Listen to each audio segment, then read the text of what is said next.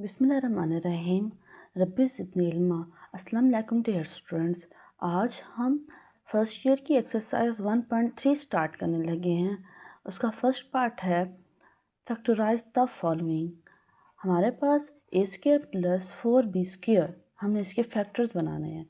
अब देखें, यहाँ पे हमारे पास A square plus 4b square है। ये किस चीज़ के इक्वल है? ए स्क्वायर माइनस 1 4b स्क्वायर। हमें यहाँ पे माइनस चाहिए। हमें ये फार्मूला याद होगा कि हमारे पास एक दफ़ा ए का स्क्वायर माइनस बी का स्क्वायर, तो हम इसको लिख सकते हैं ए माइनस बी, ए प्लस बी। तो अब हमारे पास यहाँ पे माइनस होगा, तो हम इसको इस तरीके से लिख सकते हैं, इसके फैक्टर्स बना सकते हैं। तो क्या करेंगे, जैसे अब माइनस को अगर हम -1 से मल्टीप्लाई करें, क्या आंसर आता है? प्लस का 1।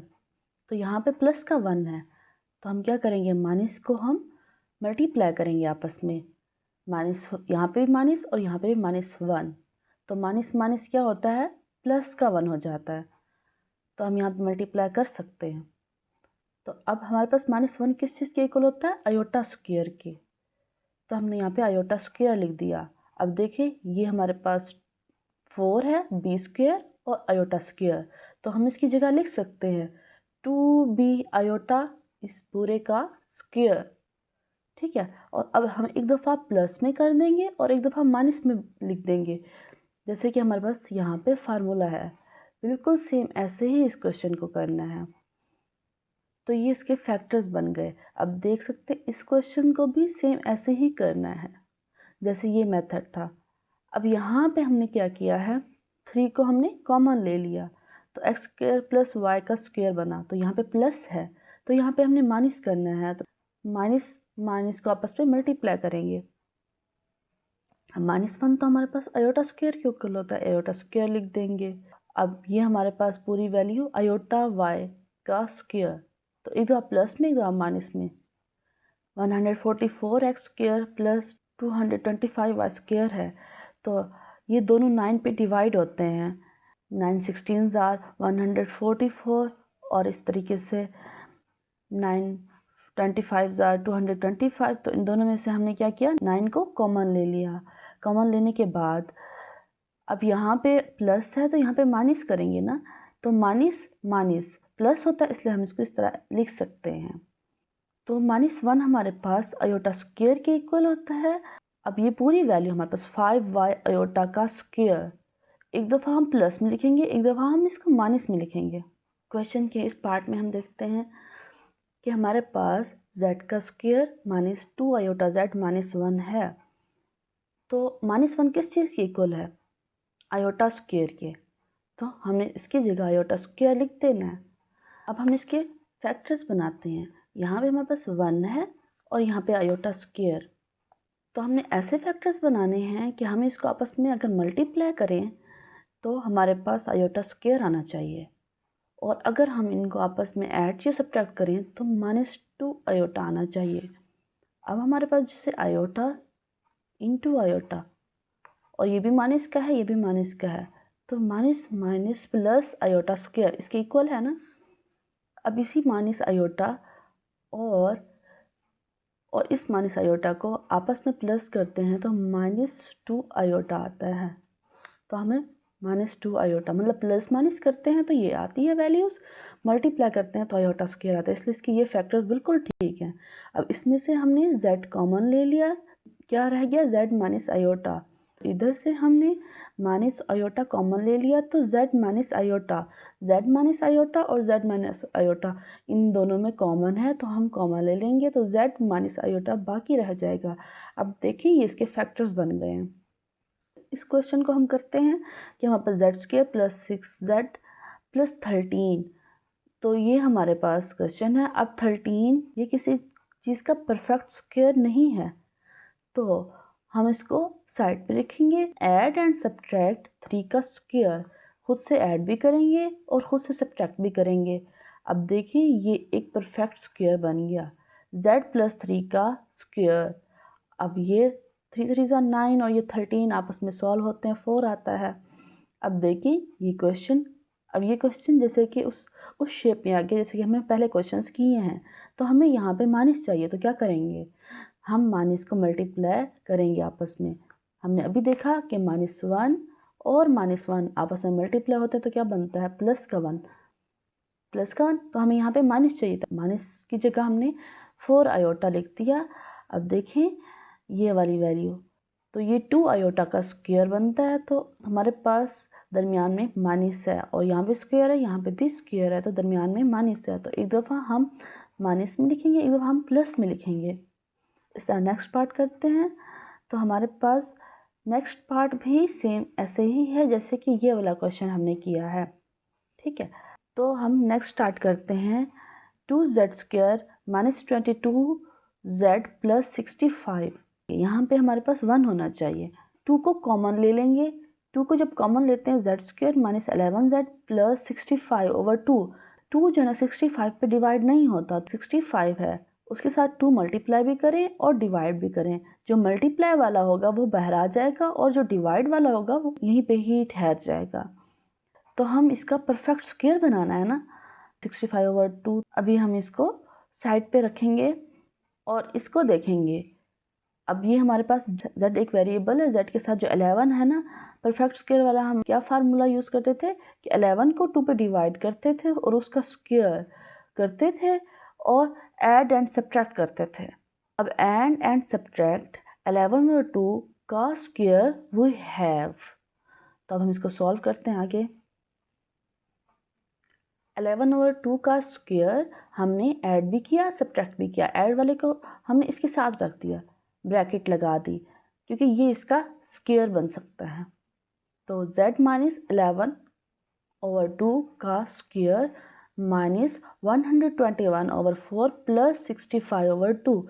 अब देखिए इसको हम आपस में एलसीएम लेके सॉल्व करेंगे। तो 4 इसका एलसीएम आएगा -121 और ये वाला प्लस, और क्योंकि जब ये 2 इस 4 से डिवाइड होता है 2 हमारे पास आंसर आता है। 2 को हम 65 से मल्टीप्लाई करेंगे 130 आएगा। अब इसको आपस में माइनस करेंगे क्योंकि ये माइनस का है ये प्लस का है, तो हमारे पास आंसर 9 आएगा, 9/4। ये प्लस है ना तो हमें इसको माइनस करना है, तो माइनस से हम आपस में मल्टीप्लाई करेंगे, माइनस माइनस प्लस हो जाता है, तो हम ये इसको कर सकते हैं। तो इस माइनस की जगह आयोटा स्क्वायर, ये 9/4 किसी चीज़ का स्क्वायर बनता है, 3/2 आयोटा का स्क्वायर। हम इसको ऐसे लिख सकते हैं और दरमियान में माइनस भी आ गया। तो हमने क्या करना है, एक दफ़ा हमने प्लस में लिख देना है और एक दफ़ा हमने इसको माइनस में लिख देना है। अब देखिए इसको हमने एलसीएम लेके सॉल्व कर सकते हैं यहाँ, तो ये इसका आंसर है। Factorise the following polynomial into linear factors. z का क्यूब + 8, ये हमारे पास z का क्यूब + 2 का क्यूब के इक्वल है, ठीक है। तो हमें ये फार्मूला याद रखना है कि हमारे पास a का क्यूब + b का क्यूब किस चीज़ के इक्वल होता है, a + b, a का स्क्वायर -ab + b स्क्वायर। ये क्यूब का फार्मूला है, इसको याद रख लें, ठीक है। यही फार्मूला हमने यहाँ पे खोल लेना है, x + 2 और यहाँ पे हमारे पास z का स्क्वायर -2z + 4 ब्रैकेट में। अब इस क्वेश्चन में देखें कि z का स्क्वायर -2z है, तो यहाँ पे हमें 1 चाहिए, तो हम 1 को ऐड भी करेंगे सब्ट्रैक्ट भी करेंगे इसका स्क्वायर बनाने के लिए। अब देखिए हमने इसको ऐड भी किया इसको सब्ट्रैक्ट भी किया। ये वाली वैल्यू हमारे पास z - 1 का स्क्वायर है और ये हमारे पास क्या है 1 का स्क्वायर + 4, मतलब हमने 4 में से 1 को माइनस किया तो 3 वैल्यू आती है। तो अब यहाँ पे हमारे पास प्लस है तो हमने यहाँ पे माइनस करना है, तो माइनस से मल्टीप्लाई भी करेंगे, माइनस माइनस प्लस हो जाता है। तो हमारे पास जो -1 है वो आयोटा स्क्वायर के इक्वल होता है, आयोटा स्क्वायर लिख दिया। अब देखिए ये वाली वैल्यूज़, अब ये 3 है ना, 3 का हम स्क्वायर रूट आयोटा का स्क्वायर लिखेंगे, ठीक है। क्योंकि हमारे पास 3 का अगर स्क्वायर रूट का अगर स्क्वायर लिया जाए तो आंसर हमारे पास 3 है ना, तो इस 3 की जगह हम लिख सकते हैं 3 स्क्वायर रूट का स्क्वायर। आयोटा का तो ऑलरेडी स्क्वायर है इसलिए यहाँ पे ऊपर चला गया। अब देखिए इस वाली वैल्यू को हम एक दफ़ा प्लस में लिख देंगे और एक दफ़ा माइनस में लिख देंगे, इसके फैक्टर्स बना रहे हैं ना। अब देखिए यहाँ पे हमने क्या किया, ये जो माइनस है इसको कॉमन ले लें। जब माइनस को कॉमन लेते हैं तो ये जो हमारे पास माइनस है वो प्लस का हो जाएगा और ये जो प्लस है ये माइनस का हो जाएगा। ये एक फैक्टर बन गया। अब इसमें से माइनस कॉमन लेंगे तो ये भी प्लस का हो जाएगा, ये भी प्लस का हो जाएगा और ये इसके फैक्टर्स बन गए। अब हमारे पास नेक्स्ट पार्ट है z का क्यूब प्लस 27 तो 27 को हम 3 का क्यूब लिख सकते हैं।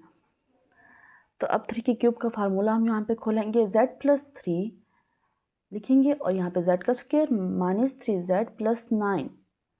अब देखिए ये चीज़ हमारे पास जैसे हमने पहले वाला क्वेश्चन किया है बिल्कुल वैसे करना है, z का स्क्वायर माइनस 3z।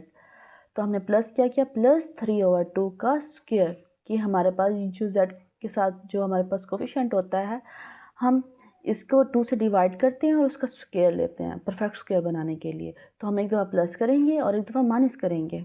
अब देखिए ये पूरी वैल्यू हमारे पास z माइनस 3/2 का स्क्वायर है।